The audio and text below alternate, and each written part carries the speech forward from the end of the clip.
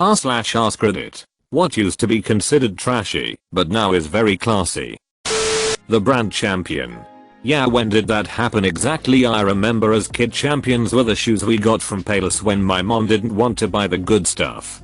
Now it's got its own big stores.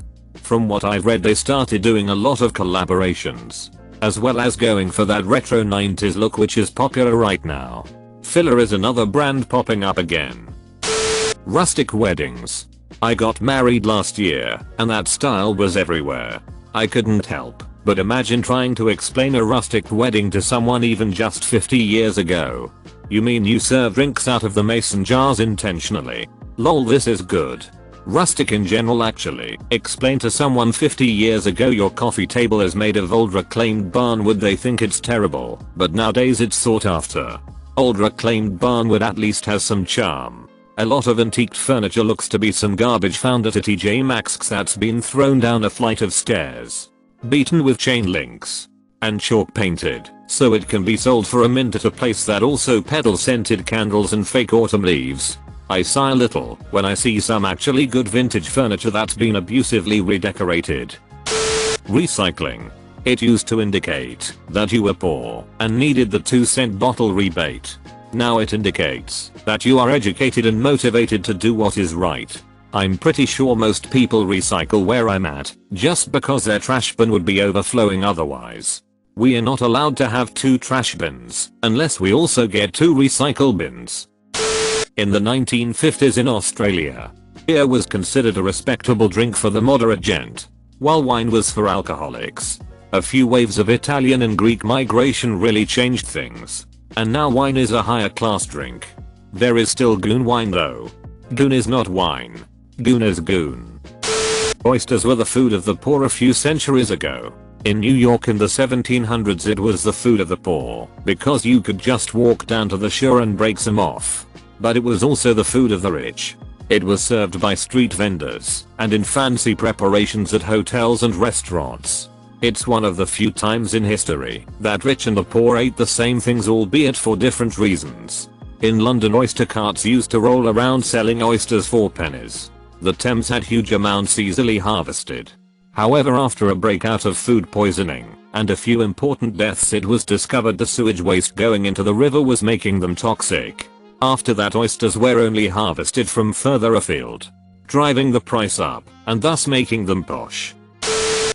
People who have no idea what classy means. I mean, tattoos and Alex. Classy isn't the same as socially acceptable. Further proof that Reddit is full of idiots. Reddit is where idiots pretend to be smart. Well, not necessarily trashy, but actors used to be on the same level as carnival workers. Kinda like gypsies. Now actors are some of the biggest names next to politicians or musicians. Honestly, these days I'd say actors are bigger than politicians. You can probably name more actors or musicians than you can politicians. To be fair, there's a lot of great actors out there, but not a lot of great politicians. Tiny houses. Spent all day watching tiny house hunters and can't figure out the difference between a tiny house and a trailer. Tiny houses are liberal trailers. Trailers are conservative tiny houses. I never thought of it that way. It makes a lot of sense. The color red on women. Yeah. It used to be that wearing rouge like red lipstick or blush was indicative of being a prostitute, and now it's a classic color that is featured by most luxury brands. YSL, Chanel, Horse Rouge, Ladies Leech. Being skinny. Having a big butt. Not being able to lie. Shakespeare. Future college English classes will be studying the societal influence of the meme. Theatre was for the masses, while poetry was for the educated and wealthy. Shakespeare thought he'd be remembered for his sonnets, and his plays would be lost to the sands of time. Although we still read and revere his sonnets, it's his plays that have had the greatest influence. Well, it makes sense, if not obvious now, but not at the time, considering something written to appeal to only the very upper crust of the society would have less influence than what the majority of the people were enjoying. But Shakespeare did not realize how much the will of the mass would dictate the society back then. Edit. Man sure knew he could get political and the people could have some effect in the society. But little did he know the people would really achieve democracy. Gin used to be a drink consumed by the poor because of its low price. Now it's become the alcoholic beverage of choice for hipsters and the sophisticated. It's trendy because it's the fastest liquor to distill. So every startup craft distillery pumps out a gin to tide them over until their other liquors are finished or until they go bankrupt. So when you get in at the ground floor finding these hidden secret places, chances are all they have ready is gin. We really want to sell whiskey, but that takes years, so we do gin and vodka for now. Hair growth / roots. Used to be considered trashy / poor, and now we have the root blend, root pull, balayage, umber, somber, etc. Yes. I lost my hit when I found out girls went to get their hair done and wanted to look like it's been 2 months since their last hair appointment. Right? I constantly get compliments on my hair, and I'm like, dude, you realize this isn't umber, this is me being too poor and busy to go to the salon? And they are just all over it. Please stop, my hair is horrendous. High / afternoon tea. Originally intended more for lower classes in lieu of dinner. To this day, when anyone refers to high tea as if it's a classy thing, I want to pass my head through a wall. It's what the lower classes called lunch, which would be served at high noon. That's my soapbox. Sorry. Edit. My sincerest apologies to the tea experts. I'm so sorry. Jess McCree's favorite meal. I'm surprised how big Supreme got, especially in China as a fashion label. It started as skaterwear. In my day, skaters were degenerates and latchkey kids. Before that, skaters were associated with the drug addicts in Bakersfield, CA, and Huntington Beach. Zero, Flip, Etnies, and E/S were clothes for degenerates. Punks make their own jackets / clothes. Buying stuff was for chumps to them. Lots of skaters were punks. Lots weren't. Still true today. I'm glad there are many different types of skaters and punks. Subcultures are good for society. Punks make their own jackets / clothes. Well, sorta. I used to buy most of my hit from second-hand stores. At least back then you could buy clothes for less than the cloth would cost. Military surplus stores used to be super cheap back then too. I could buy leather combat boots for $15 in a time, when most shoes cost $50. And docs in the US would cost even more. So duck that fashion bullshit. Unlike the movie bullshit, I usually didn't punk out my clothes. I actually still have, a black NATO jacket I got cheap from a surplus store, because duck that fashion punk $300 leather jacket crap. And that was my jacket for all my pins and patches. Sometimes I'd take a felt pen to my clothes or something like that on a whim. Rarely safety pins were used to legit keep old torn clothes together. But I hated that, because they'd pop open, and you'd get shanked in a rough crowd. Most legit punks just looked like regular poor people. No spikes. No leather. No green hair. That it costs money.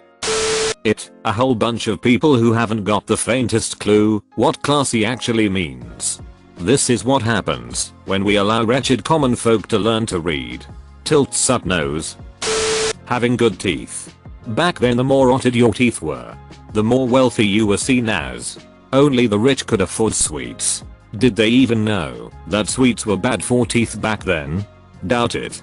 The wealthy used to think smoking was healthy too. Slightly obscure, wearing any watch, even a dressy one, with a tuxedo. Now it's considered fashionable, though there are still strict traditionalists and semi-traditionalists who insist a white gold watch with only hour and minute hands is fine. Slightly less obscure, wearing a sports watch with a suit. Dive watches are now ubiquitous in the business world. The Rolex Submariner in particular. Bond popularized this. Of course. Wristwatches were originally for women, while men had pocket watches. Because women were not allowed to have pockets. Apparently. That's another thing that's coming into play. Pockets for women's clothing. Living in the foothills / mountains. Places like Mexico to this day.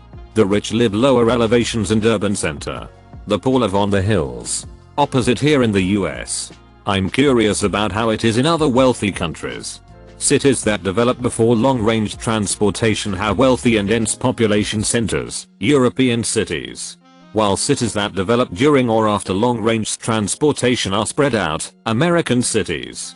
This happened because people had to live within blocks of where they worked before cars or trains.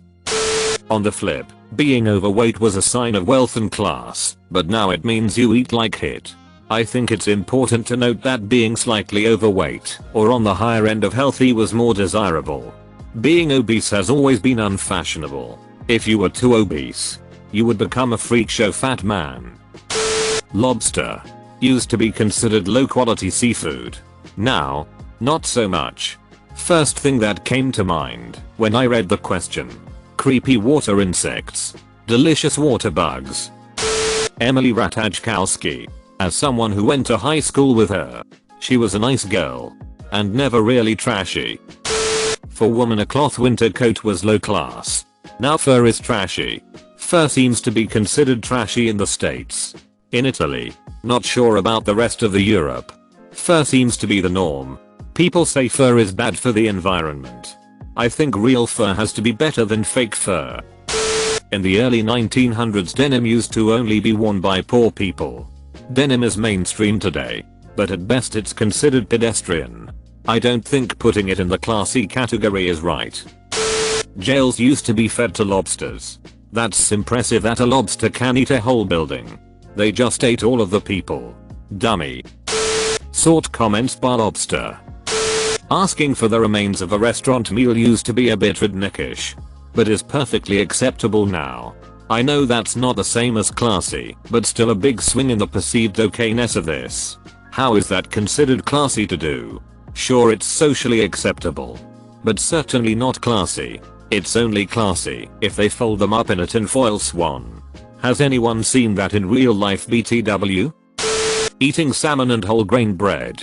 500 years ago it meant you ate whatever was available. Today, at least in most of the world, it means you paid way more for that than other people paid their food. I suppose this is somewhat still up for debate, but opting to do a charitable donation in lieu of some small takeaway gift at your wedding. This has come into vogue very recently, like in the past 10 years or so. Before that, there were lots of snarky articles written about how trashy/rude it is to imply that all of your guests have the same social values and or advertise your contributions. But it's become the really popular as an option instead of giving someone a tiny bag of M&Ms or something useless that they'll throw away. I feel like takeaway gifts at weddings would be hard to decide. What would be inexpensive, yet useful that people don't have already? I'm open to suggestions if I'm wrong.